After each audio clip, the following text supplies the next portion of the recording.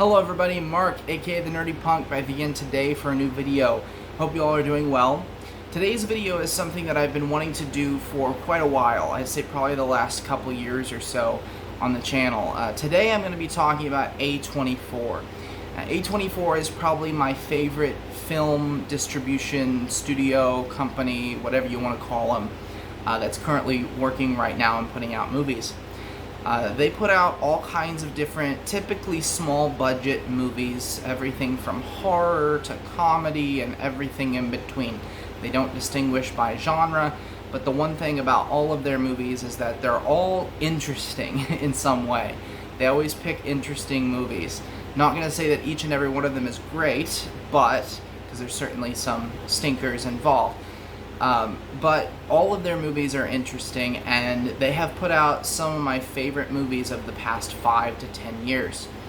They just recently put out Everything Everywhere All at Once, which has blown up and become super popular, and if somehow you haven't seen that movie, you definitely need to go watch it because it is fantastic.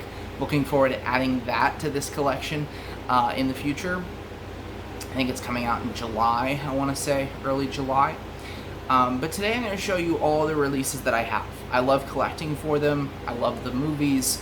I love their slipcovers. Their releases are pretty bare bones on the inside, but the slipcovers are always really cool, and I just enjoy collecting for them. So I have here around 23 titles, I believe, to show you. And I actually have 25 different releases, because I have 2 movies that I have multiple copies of, and we'll explain why as we go.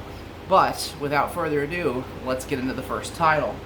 So, A24 has put out a couple special releases on their website that were only available through their website. And I have 3 of them, actually. 2 of them I'm going to show you here, and then there's another one in my stack of titles here.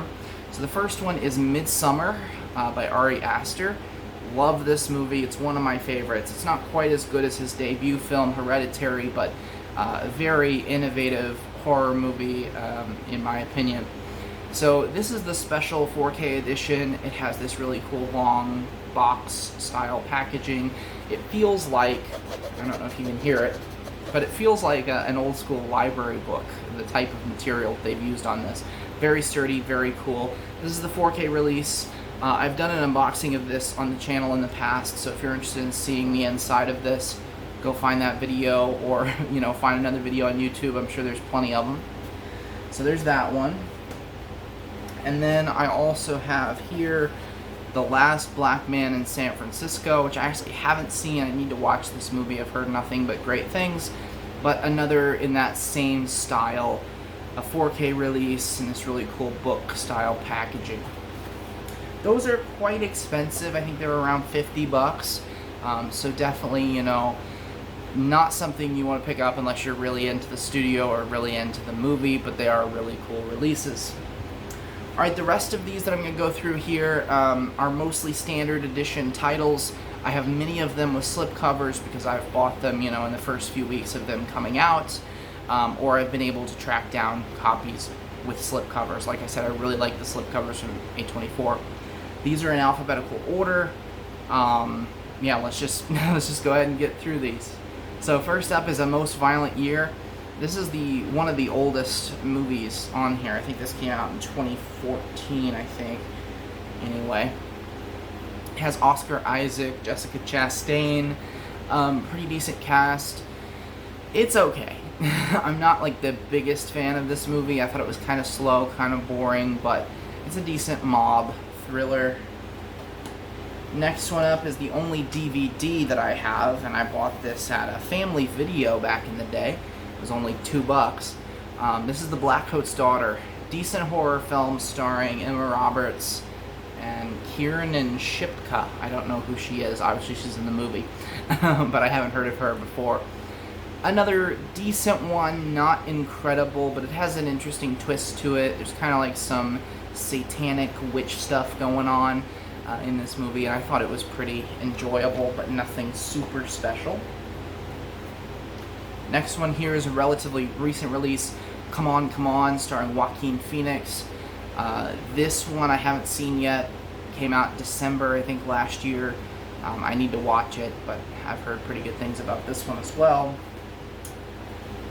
Next one up here is The Disaster Artist, starring James Franco and his brother Dave Franco, as well as Seth Rogen. And this is a very funny movie. It's based on the notoriously bad movie The Room, directed by Tommy Wiseau, and it's about the making of that movie. Next one up is Enemy. This is a very early Denis Villeneuve movie, and Denis Villeneuve, of course, has become pretty famous for being a really good filmmaker. He just made the Dune adaptation that came out last year. Looking forward to part 2 of that, definitely. But this is really good. A very strange thriller, has a lot of symbolism. It's got Jake Gyllenhaal in it, in a double role, actually. He plays the title character, not the title character, but the protagonist, as well as a body double of the protagonist. So, really cool movie. If you have a chance to track this down, I definitely recommend it. Next one, this is one of them that I have 2 copies of. This is Ex Machina, one of my absolute favorite movies of all time. It's definitely top 10. It may even be top 5 for me. One of the best sci-fi movies ever, written and directed by Alex Garland. And I love this movie so much, and I have the Blu-ray and the 4K of it. And this one has Domhnall Gleeson, Alicia Vikander, and Oscar Isaac. Alicia Vikander delivers an incredible performance in this movie, all kind of about AI and, you know, the dangers of AI, but also some things about loneliness and toxic masculinity and all kinds of stuff going on in this movie. Next one up here is The Florida Project, directed by Sean Baker. I just watched this relatively recently because I watched another Sean Baker film that you're going to see here in a little bit. This one is about a young girl here, played by Brooklyn Prince on the cover, and her family. She lives with a single mother in this hotel that is like kind of on the outskirts of Disney World in Orlando, Florida. And so you get that kind of great dichotomy between the poverty that she and her family are experiencing with kind of the tourism and all of the kind of glamour that comes with Disney World. It's, you know, right across the way there. And I really enjoyed this. I gotta say, I didn't like it as much as the other Sean Baker movie, but I thought this was really good. Next one up is Free Fire. Haven't seen this one yet, but I picked it up because it's an A24 movie with a slipcover, and it's also, it looks pretty good. It's got a pretty good cast on it. Brie Larson, Cillian Murphy are two people that I recognize quite a bit. It looks like something that was inspired by like a Tarantino movie, and I love Tarantino, so that's another reason why I picked that one up. Executive produced by Martin Scorsese as well, so that's pretty cool. It's like a fun action movie. Next up here is The Green Knight. This one came out last year. I still haven't had a chance to sit down and watch this yet. I need to, but a really cool release. Very nice slipcover on that one. I've heard pretty, you know, divisive things on that. Some people really love it. Some people really didn't like it. As with many A24 movies, that is their reputation as well. Next one is Hereditary. Probably my favorite A24 movie, although I don't want to spoil anything because I am thinking about making a video ranking some A24 movies. But this was the debut from Ari Aster, who is one of my favorite filmmakers. He's only made 2 movies, and I am absolutely down for whatever he brings us next. He's supposed to be releasing a new movie this year with Joaquin Phoenix, so I'm looking forward to that, definitely. But he's kind of a filmmaker that I've been able to watch from his very beginnings, because I remember going to the theater and watching this on opening weekend and absolutely loving it. It is one of the most effective horror movies I've ever seen. This thing will fuck you up if you are in the right mindset for it. So I loved this one. Toni Collette, of course, robbed at the Oscars for not even getting a nomination for that role. Next one up is The Humans. Came out around Thanksgiving time last year, and it's set at Thanksgiving. It's based on a Broadway play that follows the same story. And this was a really good movie, but it is kind of slow. I can understand why people didn't really care for this one as much, because it is very dialogue heavy, and it takes a while to get where it's going, but it's set in this kind of run-down New York City apartment. You have this family who lives out in the suburbs, who's visiting their daughter and her new boyfriend, and there's all kinds of family drama going on with this one, and I really liked it. I thought it was really well written, dialogue was great, performances were great as well, so kind of an underrated one from last year in my opinion. Next one I have here is Lady Bird. This was also a Family Video pickup back in the day. Rest in peace, Family Video. I miss Family Video so much. It was the last major rental store that went under. I haven't seen this one. I need to watch it. I've heard pretty good things about it, of course. Greta Gerwig. I've heard great things about her as a filmmaker. Kind of coming-of-age story that I need to watch for sure. This next one is another one of the A24 shop exclusives. This is a 4K release, and this was supposed to be the first in like a series, but this came out in like January, and I still haven't heard anything about any more releases. I'm really, fingers are crossed that A24 is going to put out more of these exclusives this year. This one is Lamb, another one that came out in 2021. This is a Finnish film or an Icelandic film. I think it's Icelandic. Anyway, I always get the country wrong on this one. But good folk horror from what I'm anticipating. I still haven't watched it. I know it's been like 6 months since I picked this up.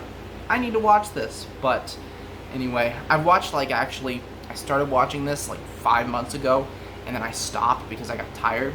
I still haven't gotten back to it, so I need to check this out fully. Next up here, this is the first Robert Eggers film. This is The Lighthouse, directed by Robert Eggers, starring Robert Pattinson and Willem Dafoe. Two incredible performances here, but I've heard people, just like rant and rave about this movie. They love this movie so much. I'm not quite there. I really like it. I think it's a really solid movie, and I do want to revisit it because I haven't seen it since it came out on Bluray a couple years ago. So I do need to revisit this, but I did not fall head for heels in love with this movie initially. It's black and white. It's got a lot of like heavy 1800s dialogue that can be hard to get into, but it's basically about these two guys who are stranded in this lighthouse, and they're slowly going insane. And I think that's a pretty good premise, and I definitely want to revisit it. It's got two of my favorite actors. Robert Pattinson has made his way into my favorite actor category. Next one, this is the standard release of Midsummer. So I bought this when it came out. Of course, that special edition wasn't available immediately, so I ended up picking up this standard release with the slip. Pretty solid release, and again, a movie that I really enjoyed. And take a quick break and get a drink of water.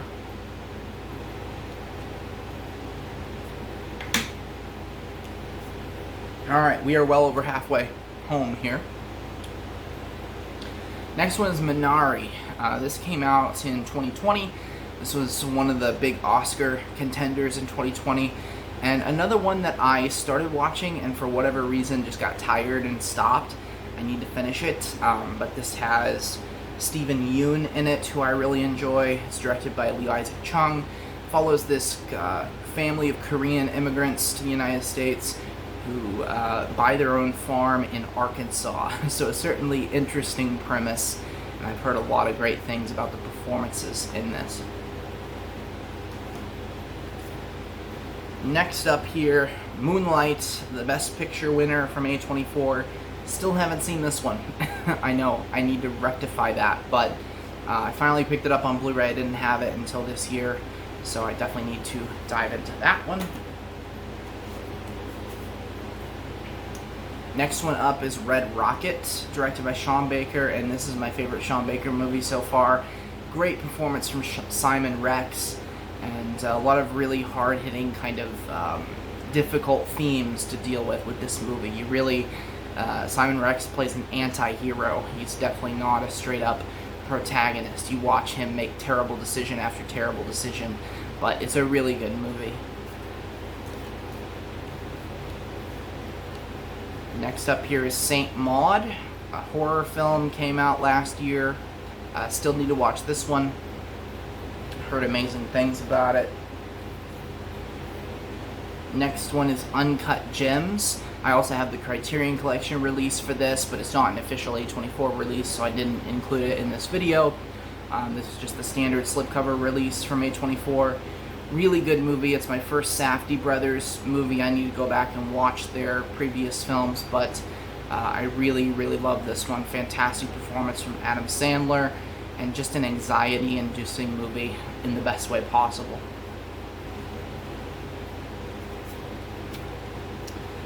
Next up is The Witch, the first film from Robert Eggers, and this is my favorite Robert Eggers movie. I fell in love with this the second I watched it. I believe I watched it during the Halloween season in 2019, I think, somewhere around there. It was a few years after it had come out, but this is fantastic. Folk horror, time period movie set in the 1600s in New England, and you've got this really great themes of isolation and kind of similar to The Lighthouse, the feelings of slowly going mad, like this family is slowly losing their grip on reality, as well as some religious themes as well, and the hyper-religious nature of that time and place. I love this one so much. Next one, another one that I love so much, and that is X. Just released this year. This is a horror film from Ty West. Stars Mia Goth, Brittany Snow, Jenna Ortega. Kid Cudi is in this movie, which is fantastic. I love this one so much. This is a throwback to 70s horror. It's kind of like a porn film meets a slasher film.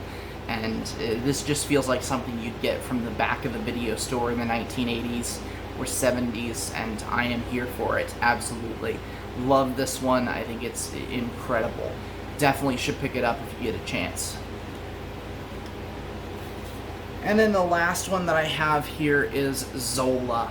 Kind of one that I wasn't interested in initially, but I heard so many great things from YouTubers that I decided to pick it up. Still have yet to watch it, but like I said, I've heard some pretty good things, so I will get to it eventually.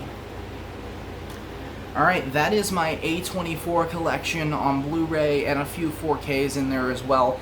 They don't put out most of their movies on 4K, but the bigger name ones, the ones that have made more money, they do put out on 4K.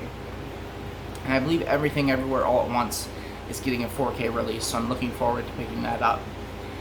Go ahead and let me know your comments down below what your favorite A24 movie is, or your favorite movies from A24 if you can't pick the one like me.